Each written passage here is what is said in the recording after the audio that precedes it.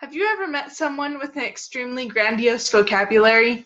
You know, someone who uses words like grandiose, or someone who knows an incredible amount about historical events and foreign cultures? What about someone who just seems to understand people? Those wonderful listeners who radiate compassion and empathy? If you do, chances are that this person reads. Now, if you have someone in mind that fits one of these characteristics, or better yet, all of them, here's my next question for you.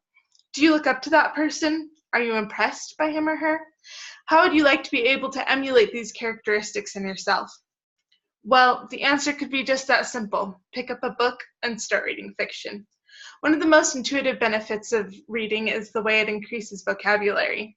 A 1970s study on the effects of pleasure reading on vocabulary examined two age groups, children up to age 16 and adults aged 16 to 42. In her report, Professor Alice Sullivan said, "We found that reading for pleasure in both childhood and adulthood made a difference to rates of vocabulary growth between adolescence and midlife. Childhood reading for pleasure appeared to exert a long-term positive influence of vocabulary development up to age 42. In addition, those who read for pleasure frequently at age 42 experience larger vocabulary gains between adolescence and midlife than those who did not read." Now, these technical benefits don't just end with vocabulary. Reading can also help improve things such as spelling, sentence construction, grammar, and punctuation. And there are so many ways that these can be beneficial in both personal and professional life. No one wants to read a cover letter or resume that's riddled with errors. Being able to communicate effectively and professionally can help you rise up in your professional life and can also help you establish relationships. Books can also educate readers on broader topics such as history and culture.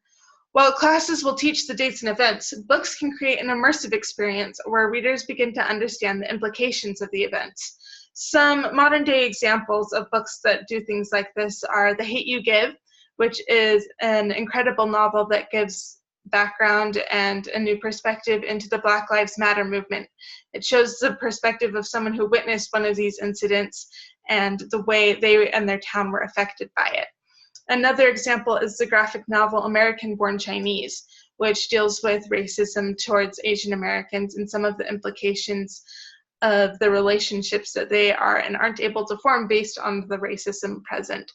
Another prevalent example is The Absolutely True Diary of a Part-Time Indian, which once again deals with racism, but it is from the perspective of a boy who is raised on a Native American reservation, but chooses to go to school outside of the reservation, and it gives a very interesting experience of the relationships on the reservation and off the reservation and the implications of making the choice to move away from what is traditionally accepted. Another very important and well-loved book that provides an interesting context into historical and cultural events is this one. It's one of my favorites, The Book Thief. Now, not only is this book special because it also gives interesting and important information on how beneficial reading is, it's interesting because it provides a totally unique perspective on World War II. While most literature villainizes the Germans as a whole in World War II, this book actually shows the perspective of the victims in Germany as part of World War II, those who were not happy with what was happening, those who were affected just as much as those of us in other countries were. Now, not only does reading help us understand these people in different historical contexts and cultural backgrounds, it also increases empathy for those we deal with on a regular basis. A study at the Department of Management and Organization at the University of Amsterdam examined the effects of reading fiction on empathy. They found that after just 1 week of reading fiction, people were more empathetic, but only if they were emotionally transported. Now, what does this term emotionally transported mean? Basically, it's when you get so sucked into a book that you're totally immersed in the experience. It's when you start to feel the things that the characters feel and experience the things that they experience. And as you come to understand these emotions and experiences better, it helps you to better understand what other people you interact with are feeling and experiencing better. Now, in a world where hard skills are revered and characteristics such as compassion and empathy are things that'll get you squished in the workplace rather than helping you rise to the top, you might be wondering what the big deal is. But empathy also leads to a lot of other positive characteristics that can help you be better in your professional life. The same study that was done at the Department of Management and Organization at the University of Amsterdam said in the report of their article that the study of empathy is important because high empathetic persons are more pro-social, which is associated, for example, in the workplace, to a higher performance, productivity, and creativity. Now, just think of all of this that reading can do for you. You can sound more educated and professional in your speaking and writing.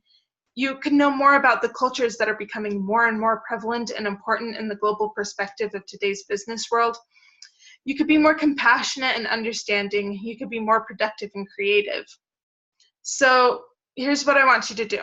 Pick up a book, any book of fiction that has some type of topic that interests you, whether it is a culinary murder mystery or a Star Wars story, and read it. Just a chapter or two a day, 10 minutes or 20. Read and learn about people and cultures in our beautiful language. Read and become a smarter, more understanding, and more compassionate human being.